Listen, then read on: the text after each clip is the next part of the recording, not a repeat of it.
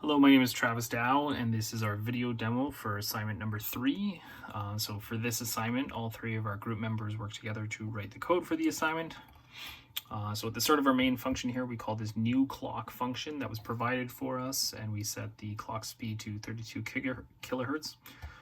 Then we call this IO initialization function, and that simply just initializes all the digital input-output pins we'll be using. And then we call this T2 initialization function, and that just initializes the timer we'll be using for our delays. Then we enter into this continuous while loop and call this IO check function, which is checking the current state of the hardware.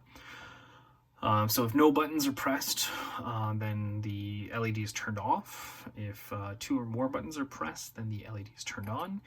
If the LED button attached to port RA2 is pressed, then we turn on or off the LED.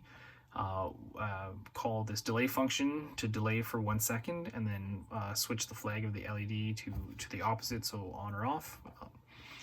So this delay function receives an integer as a parameter, and it just starts a 16-bit timer and sets an interrupt. And then we calculate this PR2 value equal to 16,000 times the integer that's passed to the function. So in that way we can calculate how many seconds we need. And then the MCU just idles until the interrupt is triggered, at which time the timer interrupt flag is cleared and the timer is stopped. And then it returns back to the IO check function. So that's how we establish the blink cycles. So the LED turns on, delays for a second, then the LED flag is switched, so the LED turns off, and then it delays for a second.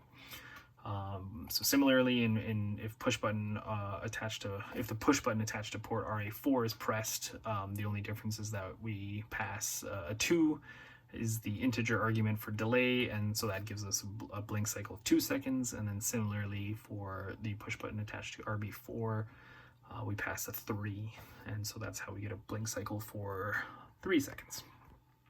So to demonstrate this, I'll just build this, and then we can go down here. Oops. So you can see if we push this push button attached to port RA2 down, we get a blink for about a second.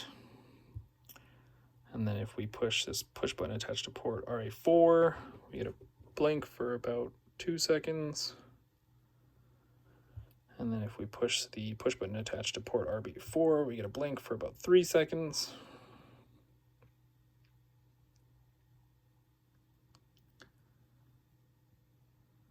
And then if no buttons are pressed, we have no light on. And if 2 buttons are pressed, it's just always on. And that's our demonstration. Thanks.